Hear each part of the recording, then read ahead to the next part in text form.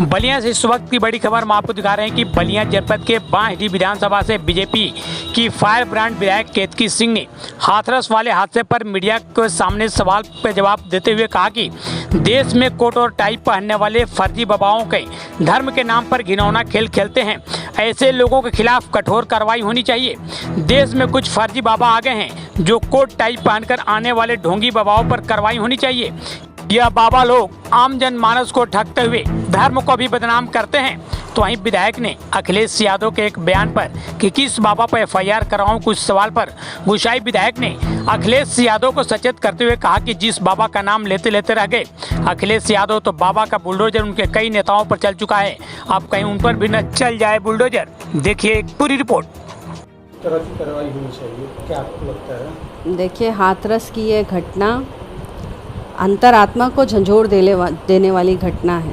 हमारा देश जिस तरह धर्म को मानता है, मजहबों को मानता है, वो हमारा जनमानस अपने हृदय से अपने धर्म का पालन करने की इच्छा करता है। और मुझे बहुत ही यह बात देखकर खिन्नता होती है कि कुछ लोग हमारे सर्वजनों के भोले मन को अपने काबू में लेके, उनको धोखाधड़ी में लेके और धर्म के नाम पर ऐसा घिनौना खेल खेलते हैं जिससे वह धर्म को भी बदनाम करते हैं और खुद तो खैर उनका कोई नाम ही नहीं रहता।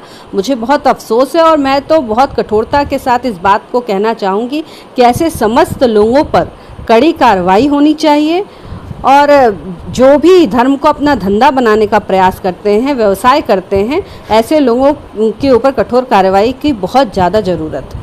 जिस तरीके से ये घटना घटी है, क्या मानते हैं कि प्रशासन के भी तरफ से कहीं ना कहीं चूक हुई है? अगर चूक हुई है तो किस तरह की कार्रवाई होनी चाहिए? देखिए, अगर प्रशासन की तरफ से चूक हुई होगी तो निश्चित तौर पे स्वयं मुख्यमंत्री योगी आदित्यनाथ जी इस पूरी घटनाक्रम को बहुत नज़दीकी से देख रहे हैं। वह स्वयं गए भी थे करने को और उन्होंने तमाम तरह के निर्देश इस पे दे रखे हैं। तो प्रशासन की अगर कहीं से भी कोई भी कमी होगी तो उसके ऊपर भी निश्चित तौर पर कार्रवाई होगी। क्या लगता है कि जिस तरह से ये कार्य हो रहे हैं, क्या बाबाओं के लिए भी कोई सरकार की तरफ से कोई गाइडलाइन होनी चाहिए? उसी गाइडलाइन के अनुसार कार्यक्रम या जो भी हो कार्यक्रम उस हिसाब से हो? देखिए, ये बाबा लोग तो कुछ फर्जी बाबा आ गए हैं, अन्यथा इस देश में ऐसे ऐसे बाबा के नाम पे ऐसे ऐसे गुरु रहे, महंत रहे, जिनकी आज भी वंदन होती है, आज भी पूजा होती है। आप देखिए, समाधि में लीन हो जाते हैं। ऐसे ऐसे हमारे यहाँ पे महापुरुष रहे। पर ये जो कुछ ये कोट पैजामा पैंट पहन के और टाई लगा के ये जो इस तरह का ढोंग रचाने आते हैं, इन पर तो कार्रवाई निश्चित तौर पर होनी चाहिए, क्योंकि यह सिर्फ आम जनमानस को ठगते ही नहीं हैं बल्कि धर्म को भी बदनाम करते हैं।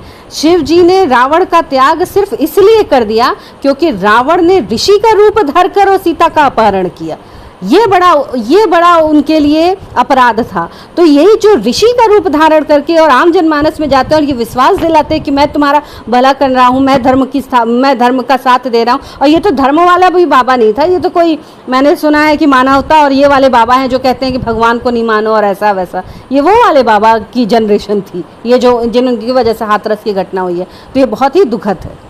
तो क्या लगता है कि जिस तरीके से ये घटना घटी है, क्या बाबा पर भी कार्रवाई होनी चाहिए? निश्चित तौर पर सर्वप्रथम तो जिसने आयोजन किया है, जो आयोजन करता है, जिसने जिसको यह पता होना चाहिए कि उसके कार्यक्रम में कितनी भीड़ आ सकती है, वह भीड़ कितनी पुलिस प्रशासन की मांग कर सकता है, किस तरह की मांग कर सकता है, उस जगह पे वो कार्यक्रम हो भी सकता है कि नहीं हो सकता, उनको यह बात पहले पता होनी चाहिए थी। और अगर उनके पॉइंट से अगर इस बात की लापरवाही हुई तो निश्चित तौर पर पहला वही है। अखिलेश यादव जी कह रहे हैं कि इस हादसे का जिम्मेदार सरकार है, क्या सरकार कहेगी आप इस पर? देखिए, अखिलेश यादव जी को तो मुझे लगता है कि हर एक चीज़ का जिम्मेदार उनको सरकार लगती है। और बहुत दुख की बात है कि कितनी भी बड़ी घटना मानव जात के साथ हो जाए, अखिलेश यादव राजनीति से बाज नहीं आते। उनकी मुझे लगता है कि उनकी रग रग में सिर्फ और सिर्फ राजनीति बसी है। किस तरह, किस भाव से लोग किस इमोशन में गुजर रहे हैं, इससे उनका कोई लेना देना नहीं रहता। जब अखिलेश यादव से सवाल पूछा गया कि बाबा पर एफआईआर होनी चाहिए या नहीं, तो अखिलेश यादव ने कहा कि किस बाबा पर एफआईआर करवाऊं?